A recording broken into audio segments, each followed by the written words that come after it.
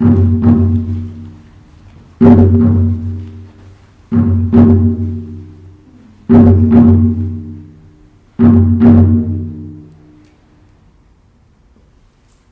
do we find hope when we're in the depths of depression and fear?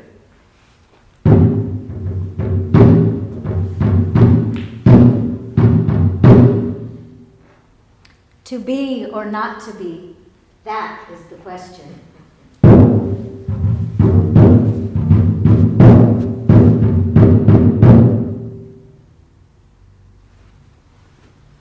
Why do we fear the unknown?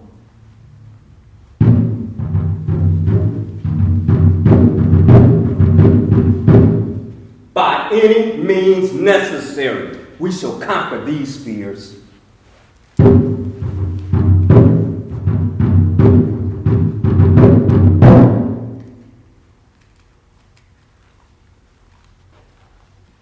Why does the unknown sometimes induce fear and other times engender hope?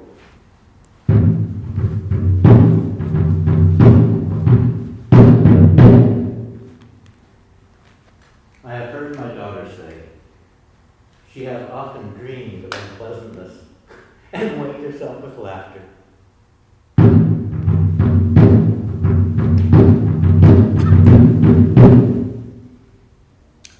How do we maintain a peace of mind when we're surrounded by people who do not believe in peace?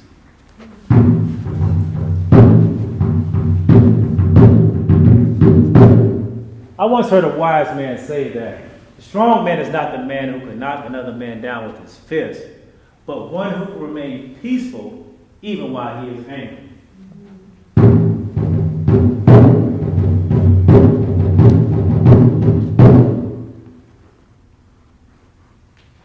Hey there, folks. Hey, you all. Great to have you with us here today. I am Knit Pixie. I'm the host of, I need to check my notes for this, the RCTTSJTT, Returned Citizens Theater Troupe Social Justice Think Tank. Round of applause, please. For our think tank. So, the think tank consists of 4 local radio personalities, and I wondered if you all would care to introduce yourselves before we actually begin our conversation. Well, yes, I'm Rashid, the family therapist. By the looks out there, some of you need some therapy today. Yeah, my name is Melvin from No Fear Radio. And y'all see why I don't fear nothing. I love being here, Knit Pixie. Thank you for having me. I'm Lucy Love. This is Lucy Love Radio, all the time. Thank you, Ms. Pixie. My name's Clem, and y'all may know me. In fact, all y'all may know me from Honky Tonk Radio. Well, great. Thank you for those introductions. So for you all, to bring you into the loop, our guests have been thinking on a burning question that troubles all of us from time to time: our relationship to the unknown. And so I wondered if we could start today's panel discussion with this question. Why is it that the unknown sometimes causes fear and other times hope? Well, they're both the same when you really look at it. Hope. You're hoping for something that's unknown. You hope today as it doesn't rain. And the fear of the unknown, this is something that's going on internally in people. There's nothing to fear. It's like you stepped out your house this morning, you had nothing to fear. You want to come over here and listen to my radio show, you had nothing to fear. My advice, fear nothing and no one. I think Rashid's on to something about what fear, the fear thing, when it's unknown. A friend of mine used to say, fear stands for future events appearing real, and that's kind of what causes the fear. Could you repeat that, Clem? That's future events appearing real. And that's a fear. Yeah. This is the only real thing you need right here. This is real. Sound like someone needs some therapy too. You know, I just say, all you need is love. There's no fear if you don't have love. If you have love, you have no fear, you have hope. This is family love. This was passed down from my great-great-grandparent to my daddy, You must to love that me, sport. and I do love it. You live by the sword, And, you die by the sword. and the sword is way mightier than the pen. Oh, you're going to wind up in the pen. Now Maybe this is a good time to move on. Did you have another comment, Rashid? No. All right, let's move on to our next Yes. question. Go ahead. Any tips for our audience on how you all cope with fear? Coping with fear is easy. There's a moonshiner who lives just on the next 40 acres behind my place. And he makes two kinds of whiskey. It depends on what the fear is. You know, if it's fear of flirting with the pretty girls, he sells you the loving whiskey. Comes in a little jar. But if it's fear of fighting some guy with a sword, he sells you the big whiskey. Kind of the fighting whiskey. Well, I don't think we need all that whiskey. I think all we need is a little love. I definitely don't need no whiskey. Wouldn't be nobody else left to drink with. No one else can drink. Once again, it sounds like you need some help. So I agree with Lucy. Love coincides with family. And remember, family is just that. It's family. It's nothing extraordinary. There's nothing perfect about family. You need to talk to someone? Talk to me. I'm Rashid, the family therapist. You go down to the honky tonk and find somebody to talk with. Yeah, you drink. Enough talking. Enough talking has been had. Well, talking is necessary. Yes, sir. Not the sword. Well, it's my story and I'm sticking to it. All you need is love. Yes. Well, speaking of stories, maybe this is a good moment to segue to Lucy. I believe that you have a guest for us today. I do. All right, well, let's have a round of applause for the panel. We will leave you to your guest. Okay, well, I'm taking my chair with me. These- And remember, get a sword. I have a seat for anyone who needs therapy. I'm right here. Anybody wants to join the panel? We're back here. Didn't you just love our panel today? Yes. Well, today I'd love to introduce, I have a special guest today. She claims at one time she didn't love herself. Can you imagine? Anyway, let's bring on our guest today. Her name is Pamela Ann King. Thank you, Lucy, and might I say, I love your show.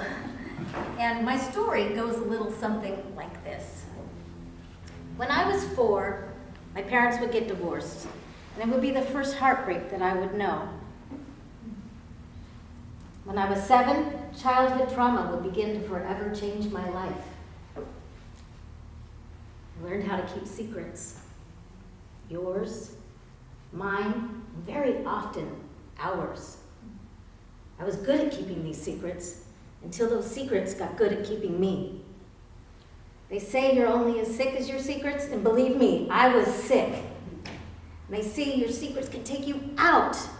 Oh, mine did. You learn how to keep these secrets by numbing them. I did this from age 13 to 47. 34 years of my life. Till I could take no more. The prison sentence I was about to get was nothing compared to the prison I kept myself in.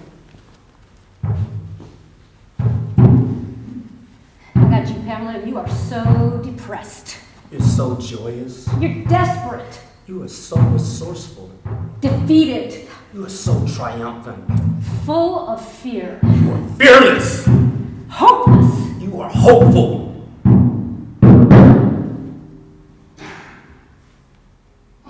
If you could look into the seeds of time and say which will grow and which will not, speak not unto me.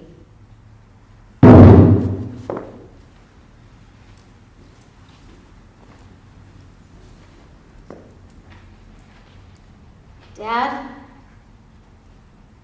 they gave me 9 years. This is a fear I've never known. I'm going to prison. I'm going to prison. I'm going to prison.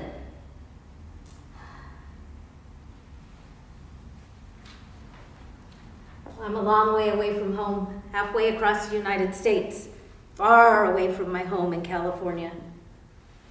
I'm scared. I'm here all alone, and I never thought I would be going to prison. When I first got to prison, I was scared.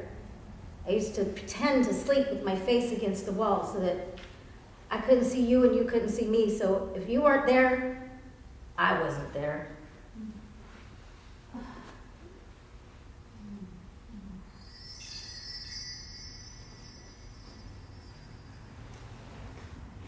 But you know, one good thing came out of going to prison. My dad and I got to know each other a lot better. I never got to know my dad as well as when I went to prison. We started talking regularly on the phone. We had weekly phone calls, and those phone calls were so important to me. You can call anytime. I'll always have money on the phone. Thanks, Dad. That means the world to me. You know, if you committed your crime closer to home, I could see you more often. Yeah. I know, Dad. I'll keep that in mind. I'm proud of you, kid. You're doing good. Thanks, Dad. Listen, they have this group called Shakespeare Corrected that's coming into the prison, and we get to perform in front of our families on Monday. Oh, wow, I'd love to come see that. You'd really come see me, Dad? Oh, yeah, and I could stay a few days. Oh, I'm so looking forward to that. Give me that. Hey there, Pamela. You didn't think you were getting rid of me that easy. I'm starting Shakespeare Corrected. I'm starting Shakespeare Corrected. I have courage. Courage? I have choices. Where'd you get choices? I'm changing. What do you mean you're changing? I have solutions. What kind of solutions? I have potential.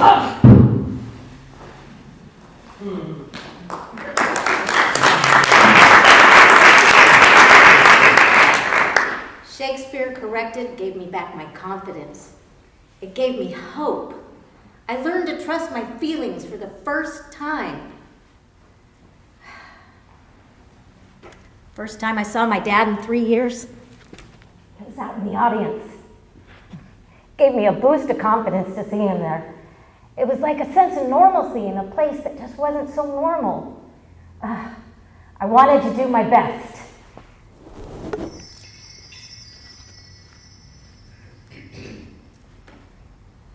Not marble, nor the gilded monuments of princes shall outlive this powerful rhyme. But you shall shine more bright in these contents than unswept stone besmeared with sluttish time. When wasteful war shall statues overturn, and broils root out the work of masonry, nor Mars his sword, nor war's quick fire shall burn the living record of your memory. Gainst death and all oblivious enmity shall you pace forth, your praise shall still find room, even in the eyes of all posterity that wear this world out to the ending doom. So, till the judgment that yourself arise, you live in this and dwell in lovers' eyes.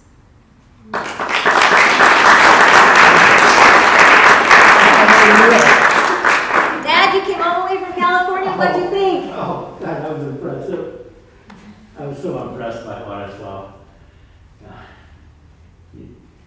it's so gratifying to see you so productive and positive, that your self-esteem is better. This may be the most positive experience you've had in about 10 years. 10 years. This was the most positive experience of my life.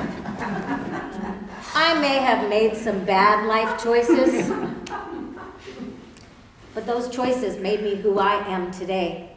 And I am not my crime.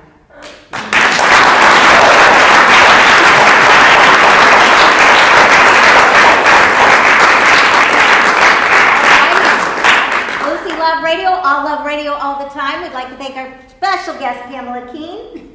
And we'd also like to leave you with what I always say, all you need is love. You can sing along.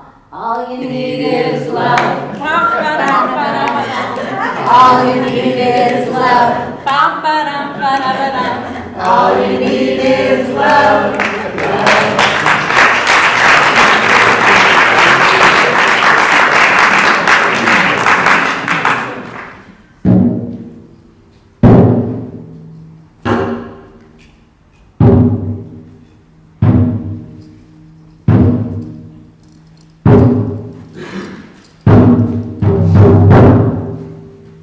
The sentence has been handed down. I'm through with the courts now. I'm California Youth Authority bound. You should have heard what that judge had to say as she reluctantly sentenced me to CYA, where I will stay until my 25th birthday. But for now, I gotta go down to this bullpen and deal with this deputy who doesn't have a friend.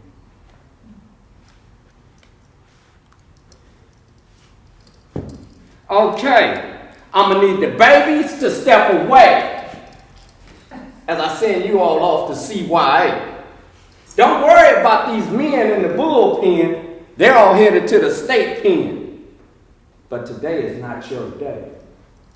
You're all headed to CYA. They spared me no pain. They may have well given me my own shackles and things. As they put me on a van and took me off to a distant land, a place called YTS, the Youth Training School, where they were supposed to teach me how to not to be a fool. But we all knew the rule. It was just a penitentiary finishing school that got you ready for the pen. What a predicament I find myself in. But by age 19, I was back on the bus again. And this time, I'm headed to the state pen. And man, you should have heard how this CO was getting at us. Okay, listen up.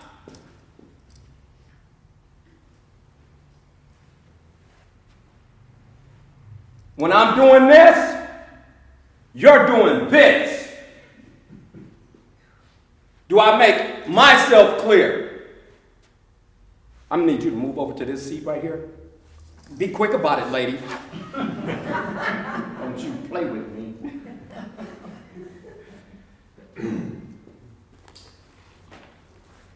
All right.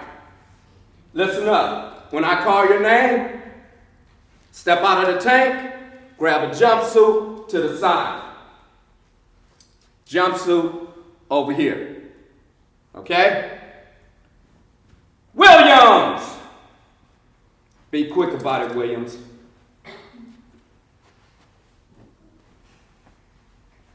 Johnson!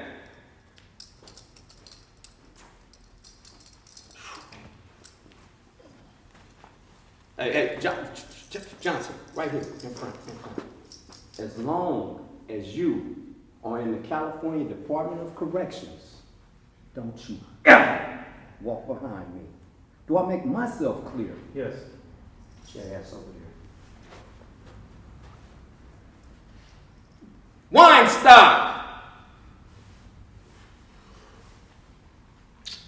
Come on, Weinstock, you got a damn A number. You know the rules. You've been through this rodeo before. I'm gonna fuck this kid's name up. Cyprin, Superior, Slipperin. That you, baby gangster? One of these fucking YA rejects. Get your jumpsuit. All right. Okay, listen up. I know you were all told that this bus was going to DBI. No.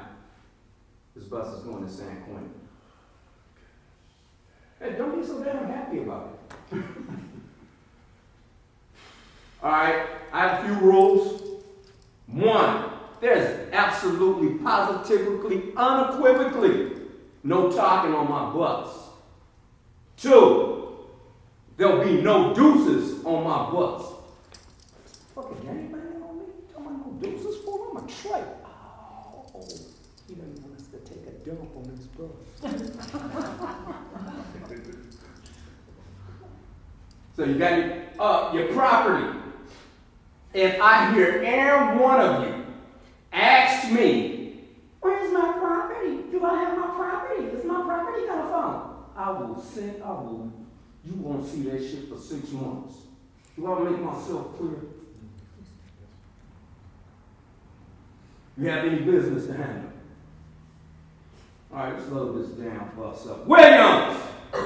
Johnson! Weinstock! All right, come on, baby gangster.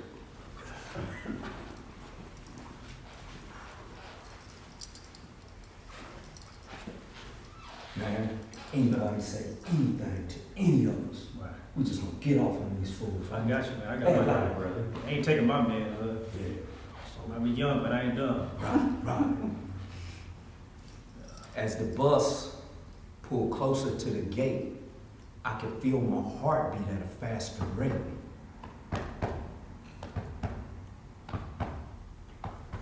As the bus pulled onto the yard, I'm looking out the window and everybody's looking hard. Even the guard in the tower with that Mini 14 ready to shower anybody who made a false move. The bus pulled up. We all stood up. They unloaded us off the bus according to our situations. Hey, you a Crip? Yeah. Over here. You a Blood? Yeah, blood. Over here. White boy, over there. You a Crip? Over here. By the time my feet hit the ground, about 40 dudes gathered around. Hey, homie, where that bus come from? LA, I say. About 20 dudes walk away. About another 20 stay. Hey, you a BRC, I'm a C. 15 dudes walk away from it. 5 dudes stay. Hey, homie, you from Watts? Compton? I'm from Watts. Hello, homie. I'm gonna need you to knock that nigga down over there. You want me to kill somebody? Oh, the damn domino game that happened 15 years ago? Man, you motherfuckers sure know how to hold a grudge. But I ain't with that shit. Fuck that. I gotta get the fuck out of this shit. What if I just... No, motherfucker, you kill him. If that's your damn thing, that ain't mine. I don't know nothing about that shit. That shit worked. But I'm still in fear of never getting out of here.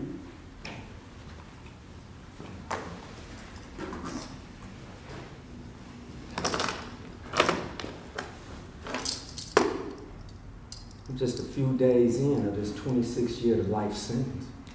I'm already tired of this shit. I'm stressed out. Everybody on the yard is looking real hard, but I gotta do my part. I gotta walk the yard and look hard.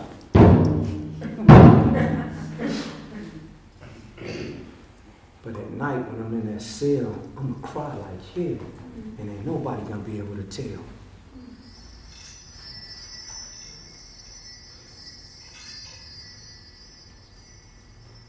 Man, when you believe, just 3 years ago, I was walking the street, listening to the beat. I can't express it any plainer that I'm an entertainer. People call me Dane, but my real name is Dana. I came here just to turn you on, cause I'm taking the rapping world by storm. Now in this rap I've made a change.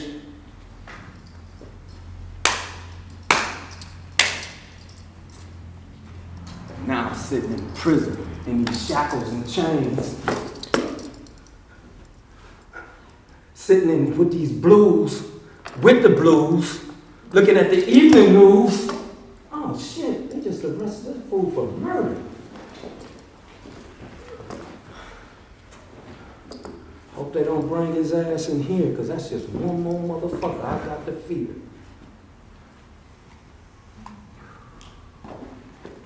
You know, it was fear that got me here. Will it be fear that keeps me here? I don't see no hope in sight of ever getting out of prison.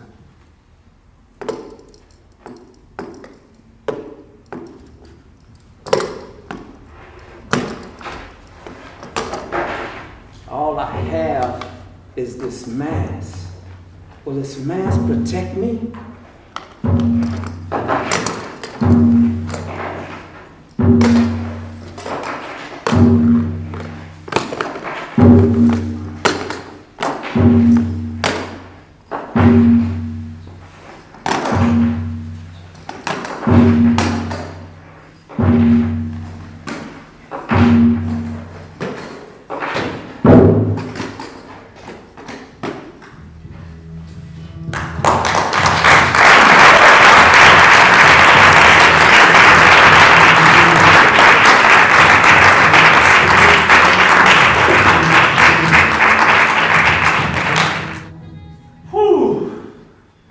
I need to see a family therapist.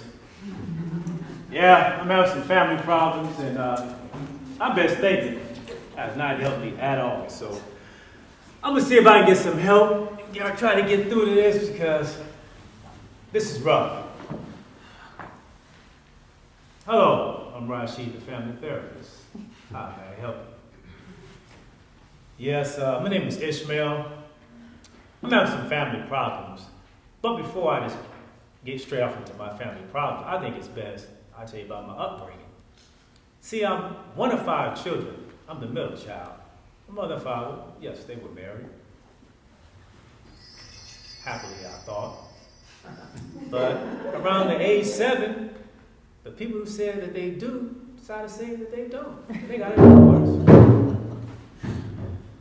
I was so angry. I mean, the feeling I felt was anger and confused. As a young child, I'm like, what happened to my family? My family is now broken. My mother's living in one place, my father's somewhere else. Where's the family structure? Me, with my best thinking at that young age, I said, I'm going to find me another family. So what did I decide to do? I decided to sell crack cocaine.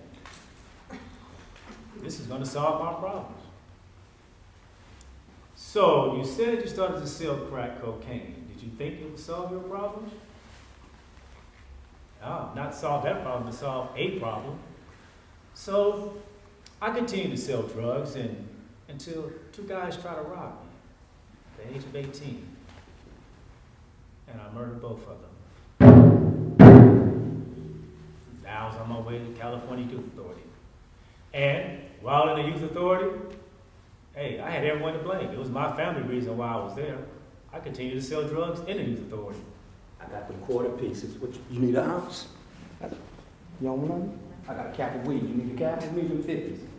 Y'all need, what you need? What you need back there? You need something? Got you. See? Oh, here come the police. There was no reason for me to change. As long as I had excuses for my family, I had my new family. I'm a drug dealer now. And as drug dealers, we say we have each other's back. We will die for you.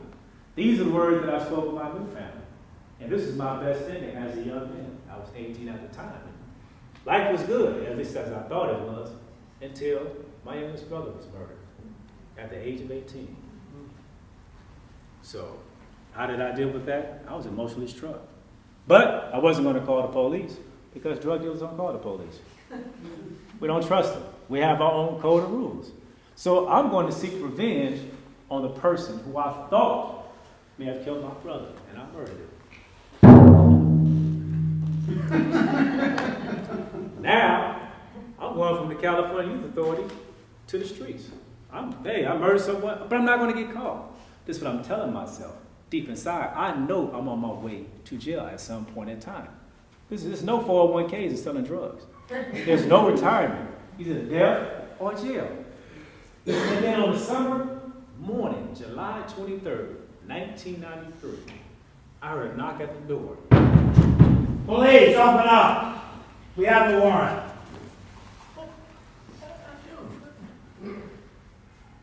Oh God, I can't bear to lose another son. Who's going to help me raise this child? Who's gonna show me how to throw a football? As I was laying outside my apartment room, my mother sat on the right side of my door. I could not look at her. My son, I figured, hey, I'm never going to see him alive on the streets ever again. My mother just lost a child in May of 1993, her youngest baby. And here I was, heading off to prison. And I'm thinking, I may not never see these people alive again. I'm facing a murder charge. I was devastated. And then when I was found guilty, I was 21 years old, sentenced to 24 years to life in prison.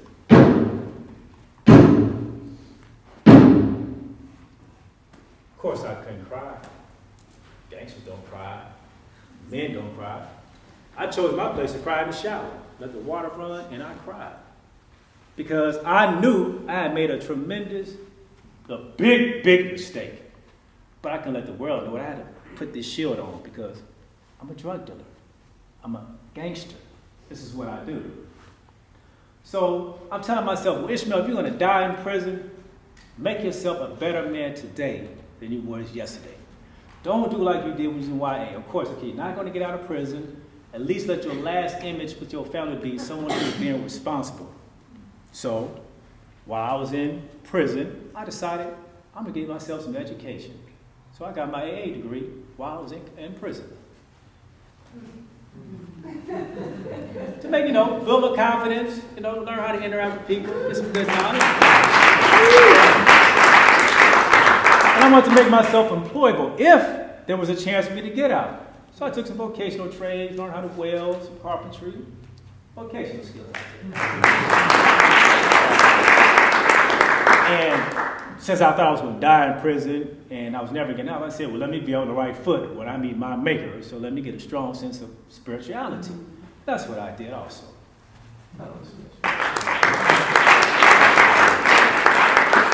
And to deal with all my distorted thinking, with blaming my family for all my problems and my neighborhood, I said, let me get some self-help to help myself, because I needed some help.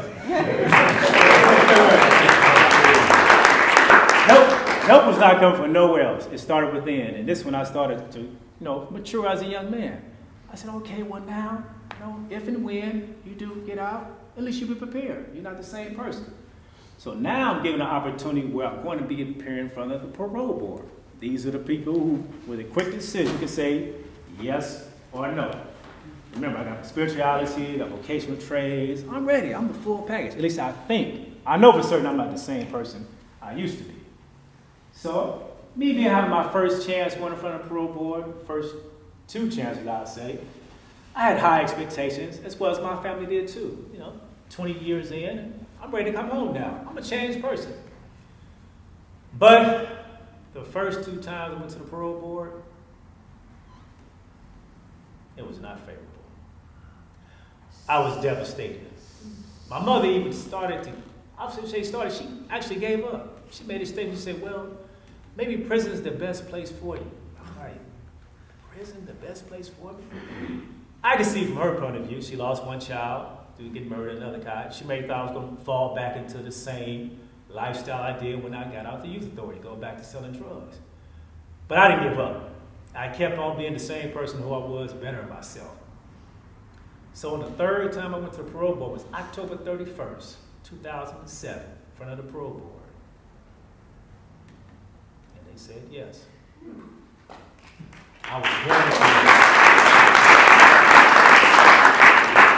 I was so happy. I cried. Yes, I cried. I cried. And my family, my mother, who I thought I'd never see again. I wanted her to be the first one that I called, her and my son. And I did, because these are the 2 people I thought I'd never see again. So I called her, and we talked, and she cried. I said, Mama, I'm coming home. And February 1st, 2018, I would come home. And they had planned this big dinner for me, my family. It was supposed to have, this is my coming home. This is like the rebirth of me coming home. But I was in for a surprise. It was my family, and this is my dinner, my welcome home dinner. And I was to see my family together for the first time in 24 years. Oh, yes. How's the meal, son? Oh, it's fine, Mother. Thank you.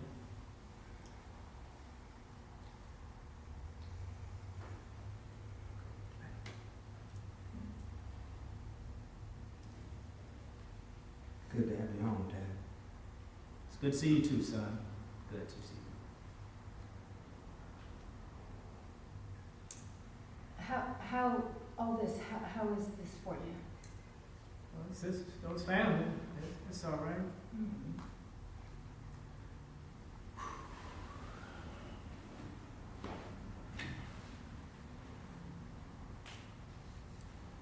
I'm home, but I'm definitely not home. Who are these people? They're just staring at me, asking me these dry questions, like I'm a foreign object. I'm like, I've been going 24 years. We talked about this for years. I can't wait till you to come home. Can't wait. Now I'm home, and they're looking at me like I'm the new alien that fell off the planet. But what I have to remember is I was gone for 24 years, and during that time, they was doing time with me. They were emotionally affected. The mental trauma that I suffered, they suffered as well. They didn't know me, and I didn't know them. We had to relearn each other once again. So my expectations of having this flowery reception and that the family was dysfunctional, it was my own thinking. I had to change that. So when Mother's Day came around, I said, well, I'm going to get together with my family. I'm just going to accept my family for who they are, because that's what family is. There's no such thing as a perfect family. So I arranged to take my mother out, my 2 sisters, and my youngest son and my son out to have a family Mother's Day dinner. But this time, I'm just going to let my family be my family with no expectation. Hey, how y'all doing? We're doing good. Y'all ready to have dinner tonight? Yes. Mother's Day? Well, let's have dinner. Let's have dinner. Come on. Ishmael, did you plan all this? Oh, yes, you know, it's my treat. Hey, but it's only once a year. Don't think it's going to be every weekend now. I'm going to fix him coming around. Happy Mother's Day, Mother. Well, since it's only once a year, pass them Oh, biscuits. I see the biscuits. Hey, brother, I know. And you see, that's family. You just have to let whoever your family members are, just let them be family. Don't put any titles, expectations other than love. Love them for who they are, because we are family.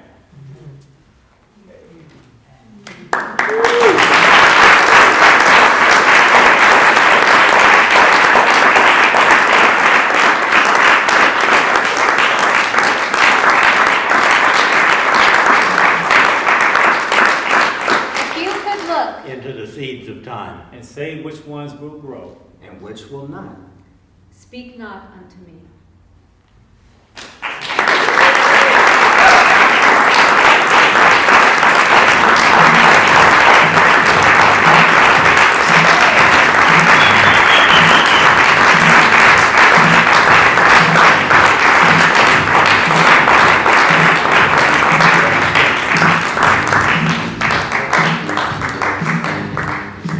All right. Well, thank you so much for being here. And one more round of applause for our beautiful cast.